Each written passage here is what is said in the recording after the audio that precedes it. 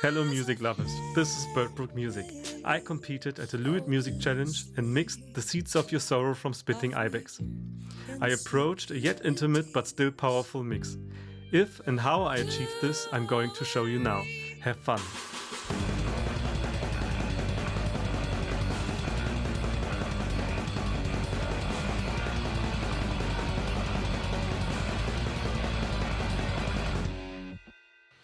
So, welcome inside of my mix. As you see, I have 4 basses, the drums with the bass, the keys, the guitars and the vocals. So what you see here are the 4 basses, and the colored lines is my automation. Let's start by have a listen to the mix.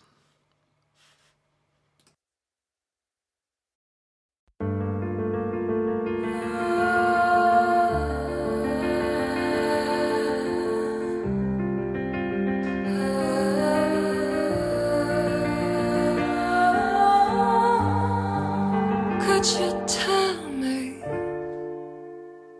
what does it need to be free? Oh, I can see people are blinded by their anxieties, prisoners of hate, or the slaves of major insecurities. You will reap what you sow, the seeds of your sorrow. You can deny it, you preach it and you hide it. Intoxication caused by the venom you're spitting. It ain't true just because it's written. You can't deny it, you preach it and you hide it. Compassion and love need to appear. Detone temptation of anger and fear.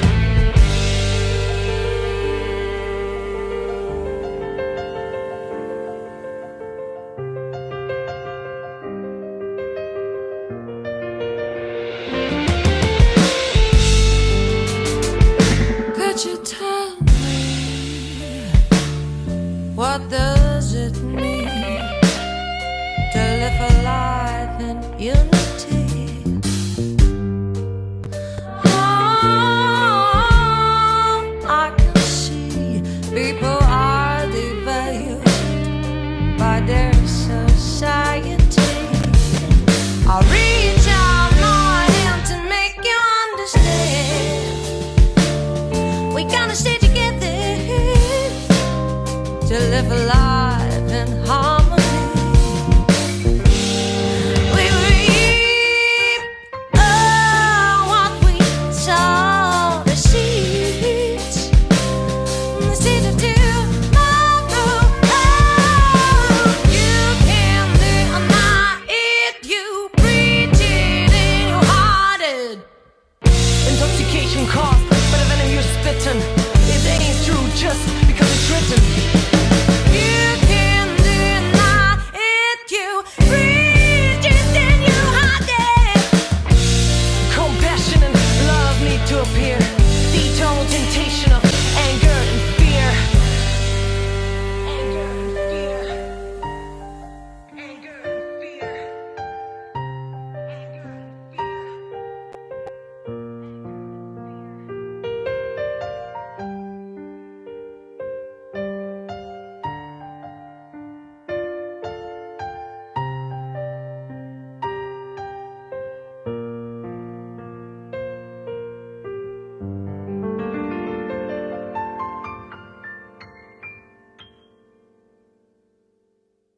So this was my mix, I hope you liked it. Let me show you what I did on the individual tracks. So the first instrument inside of the drum stack is the bass. Let's have a listen. Sorry.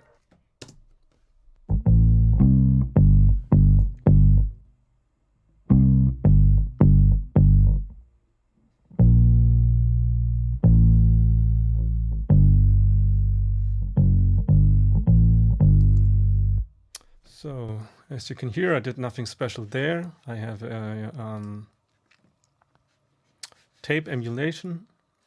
What I like I do on every track. I have this on all of my tracks. I have a LA2A compressor. Then this might be the most special tool inside the chain. I have the devil lock, but just like mixed in very slightly to give the bass a little grit. Then I have the SSL channel strip,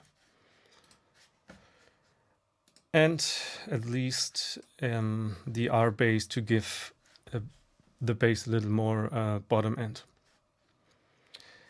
Then I have some parallel processing. I have a chorus, which makes the bass a little bit more stereo. I have a little bit of distortion to make it more present in the mix, and I have a parallel squash channel to make the bass more to put the bass in its place, right? That's what I wanted to say. Yeah, so nothing special on the bass. Next up, I have the drums. This is my these are my drum tracks. Again, nothing special. On all my drum tracks is the tape emulation, the channel strip, and an SSL EQ modulation. Right, so what makes my drum sound special? Let's hear the drums. You can be Sorry again. Drums only.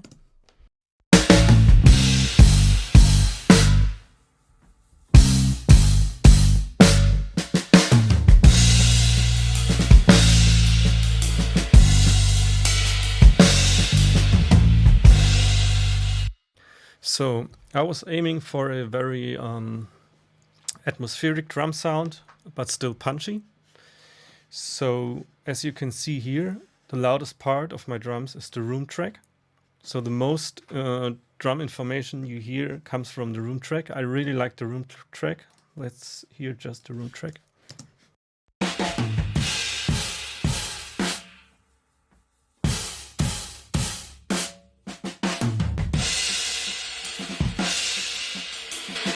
So as you can hear, it's very aggressive. So the room track is what gives the drums its character. Let me show you the drums and then turn off the room track.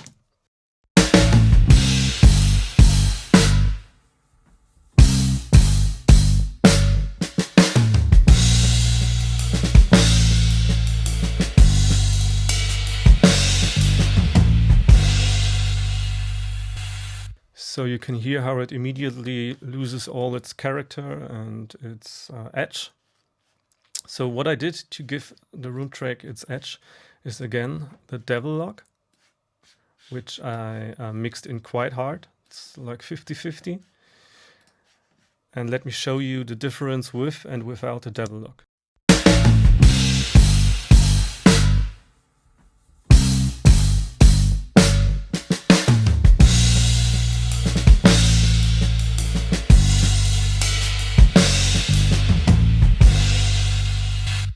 So you can hear how the devil lock clearly adds a lot of aggression to the room track.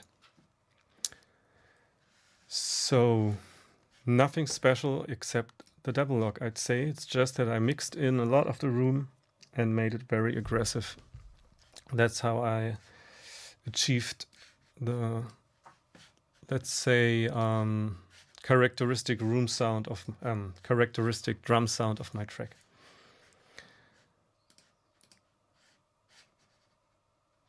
So next up, let me show you the keys.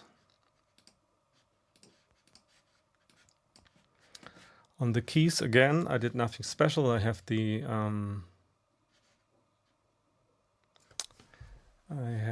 tape emulation, an EQ, and the channel strip. And I added a little bit saturation with the synth warmer. Then I have some, let's listen to the keys first.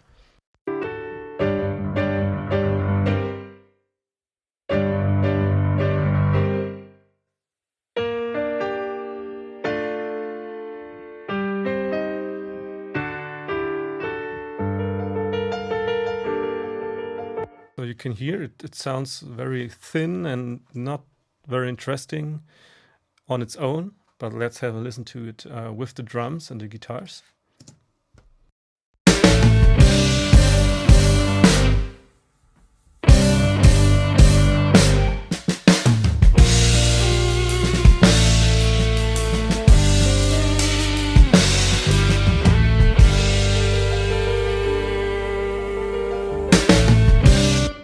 So as you can hear with drums and guitars, it just fits perfect into the mix. What I did here was adding some early reflections on my parallel channels, a reverb. Let's see the reverb. It's an LX480 reverb, which is quite short, just like 0.6 milliseconds or long. And on the reverb I added a transformer to make the reverb thicker, and also I distorted a parallel channel just a little bit to give the keys a little bit more character and grit.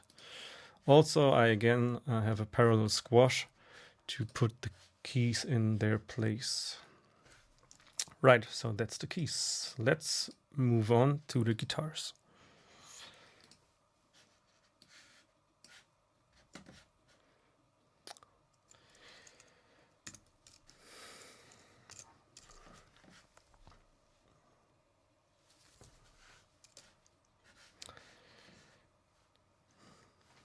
So with the guitars, again, I have a very standard channel strip. I have the tape emulation on the top. I have a EMEC EQ, which I really love. Let me show you the EMEC EQ.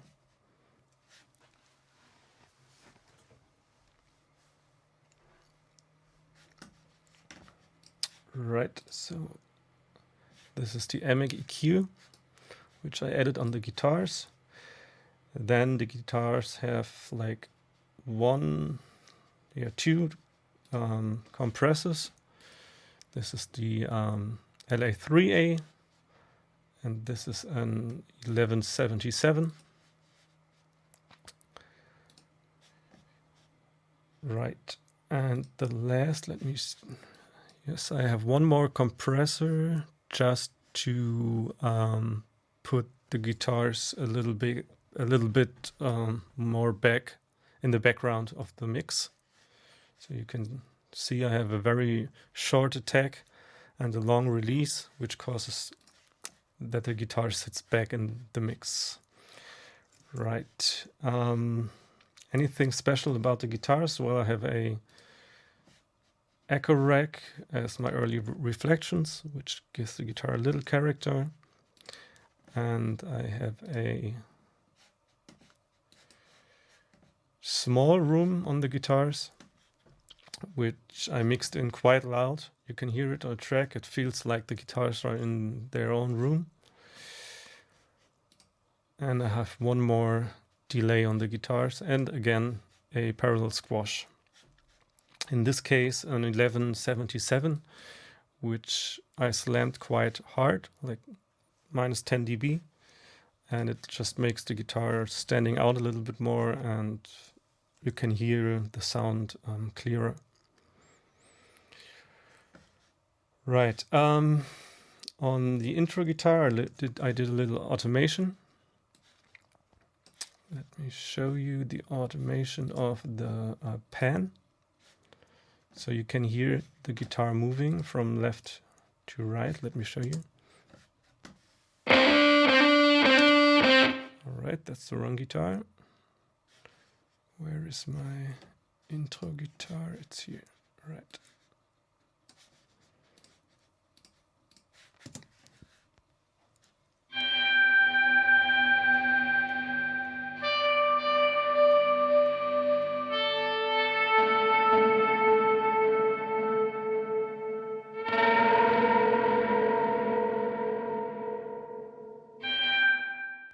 Did this just to make the guitar more interesting. And now let me show you the regular guitar sound.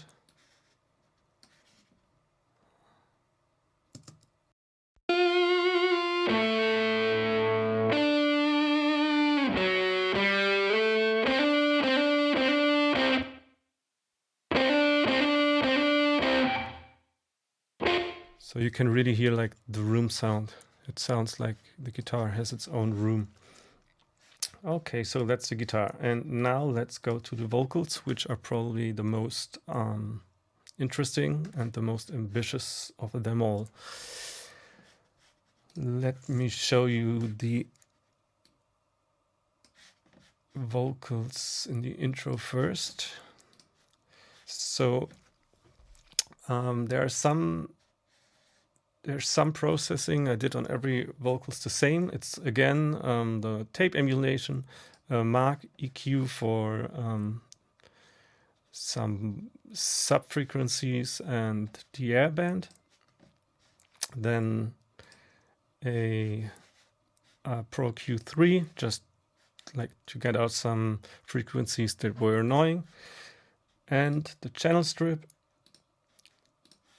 And a 1177 to cut the peaks to get the sound a little more even. So these are, and the vocal rider in the beginning, right? These are the, this is the processing I did on every vocals, but I did some special processing on the intro and the rap vocals. So let's start with the intro vocals.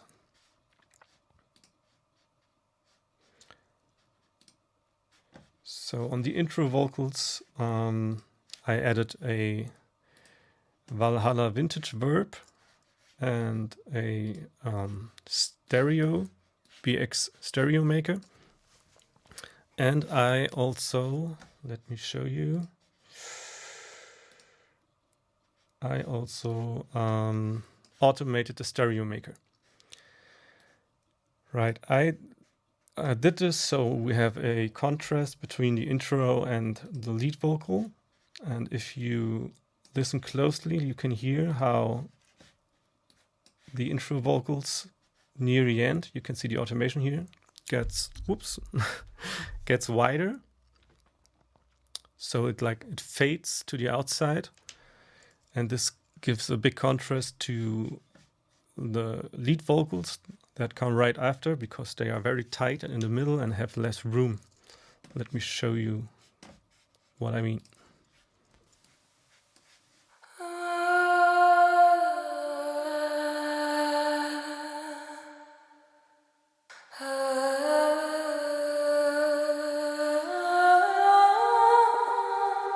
Could you tell me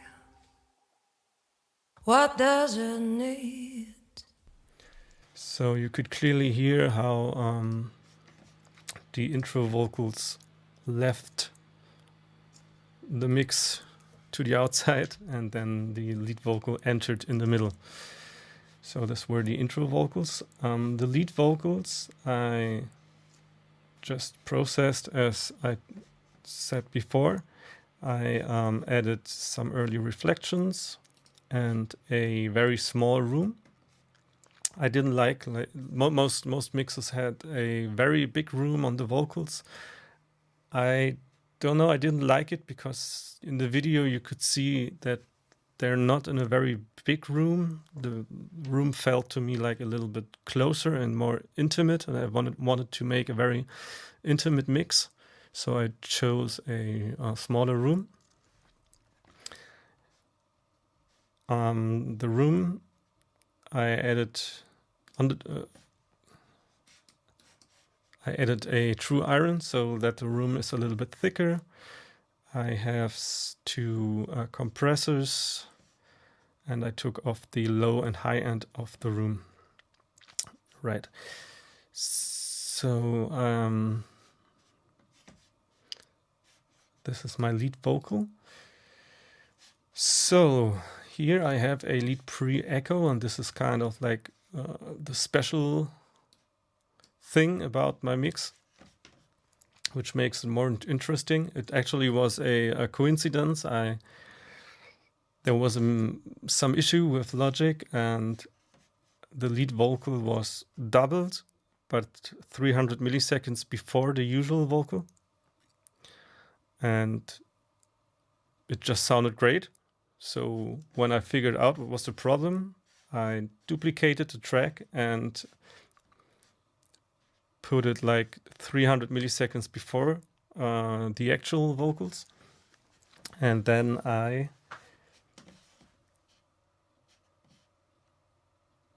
let me see, it's this one.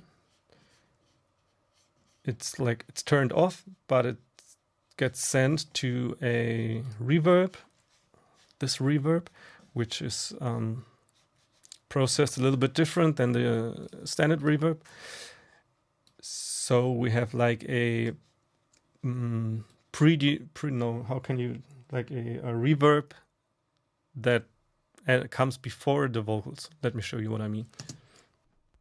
You can deny. Oops, there's guitars on.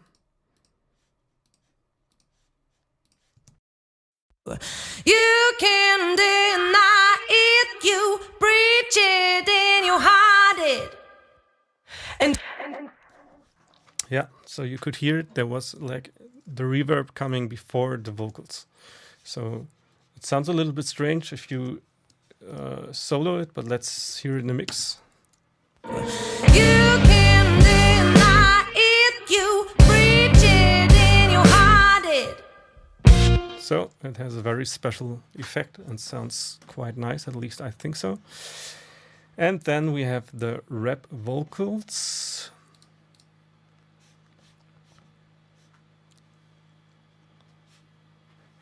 Let me show you the rap vocals. Oh, yeah, one more thing.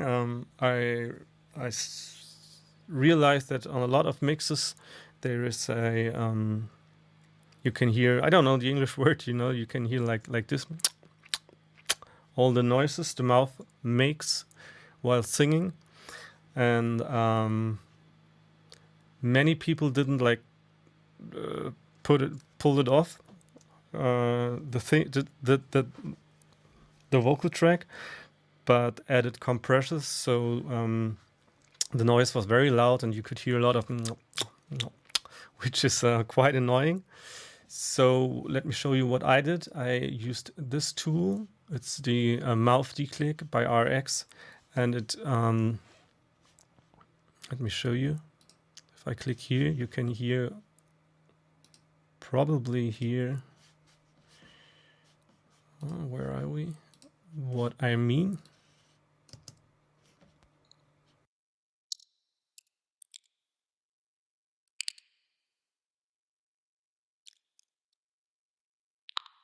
So it took out all of this noise. I think it's very essential because it's very annoying, and I think even if the mix is great, it like totally ruined the mix because it's just something you don't want to listen to. So I considered this tool like essential. Right, so the rap vocals. Let me show you the rap vocals. The rap vocals have way more compression than the lead vocals. I wanted them to be like very powerful, so I added a lot of compression so they are tight and don't have too much dynamic. Then I added a RC20 just to color the vocals a little bit and make them even more powerful and more interesting. Let me see what else I have done. Just a little bit more compression and compression and compression. So it's very tight and straightforward vocal. Let me show you how it sounds. Intoxication caused by the venom you're spitting. It ain't true just because it's written. Intoxication caused by the venom you're spitting. It ain't true just because it's written. It ain't true just. Whoops, sorry. Yeah, so you can hear there's also some delay, which are those two delays. And also the distortion is on this delay. So this is the distortion you hear. Right, so that's what I did on the rap vocal. So this was my vocal bass. Now let me show you what after I processed all the individual instruments, I processed the basses. Also, I haven't done too much here because just the recordings were so awesome. You didn't have to do too much actually. Again, I have the tape emulation on the top. Then I have used the Neeld V76U73, but it's on bypass, so it's only like for the transformers. It just like, I don't know, it glued the mix together and gave it more character. And then my favorite bass compressor at the moment, the Mu. I really like it because I used the MS function a lot. I didn't use it on the drums, but let's see, I think on the vocals probably. Right. So what I really like is to have a faster release and faster attack on the mids and a little bit looser or slower attack and slower release on the sides, because that makes the middle very tight, but you still have some excitement on the sides. So that's how I use it quite often. Right, and then I have several. Why don't I find the word like the whole time? It's not distortion, it's saturation, right? I didn't find the word. I have saturation on the several tracks, and this all goes into my mix bus, which again has the soft tube tape, a Shadow Hills bus compressor, where I use the optical and the discrete compressor. Then this tool is my how can you say it? It's my secret weapon. I don't like presets usually, but on this tool I use the 09 MS Master presets, and I think it just like it's magic and your mix sounds a lot better. Let me show you. I hope it works.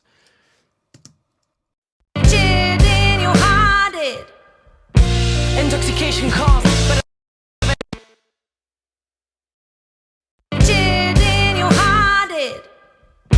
intoxication caused by the venom you're spitting.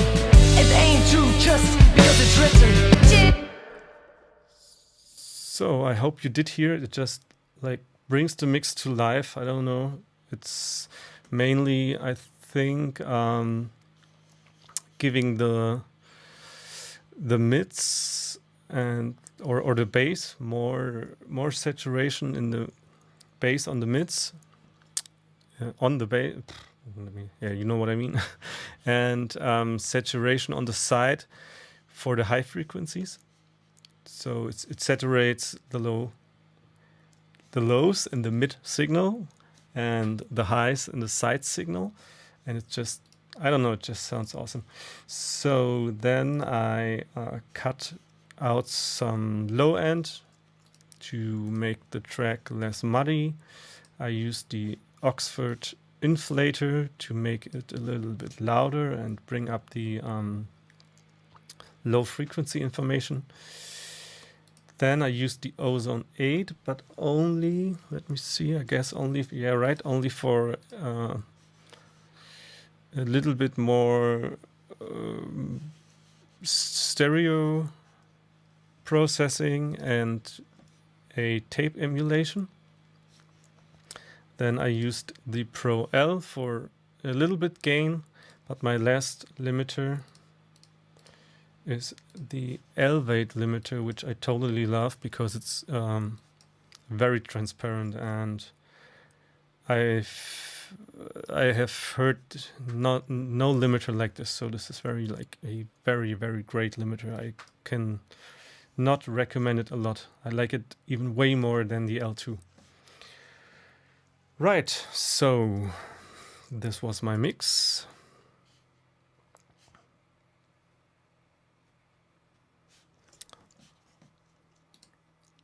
Right, so this was my processing. What else can I show you? I think what's quite important also is all the automation I did. So I heard a lot of mixes that were not bad, but the vocals, for example, had the same volume all through the mix. And especially if you have like a dynamic song as this, I think it's very important to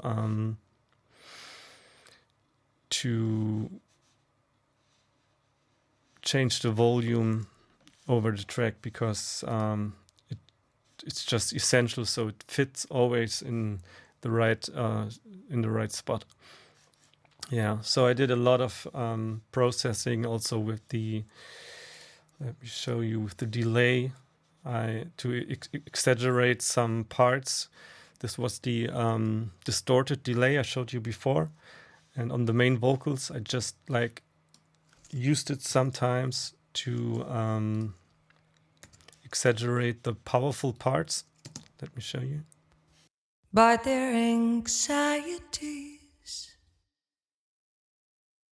prisoners of hate, oh, the slaves of major insecurities.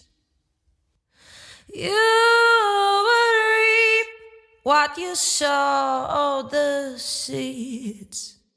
So you can hear, like, every time her voice gets more powerful, I exaggerated this by giving it the distorted delay, so it sounds even more powerful, and the dynamic, the feeling of the dynamic between the parts is just, you can feel it more. Right. So I hope I could give you a little insight on my mix. Thank you very much for watching. I hope my video was useful to you. For more content like this, please subscribe, and if you want your music mixed, just send me a message. Until then, have a great time.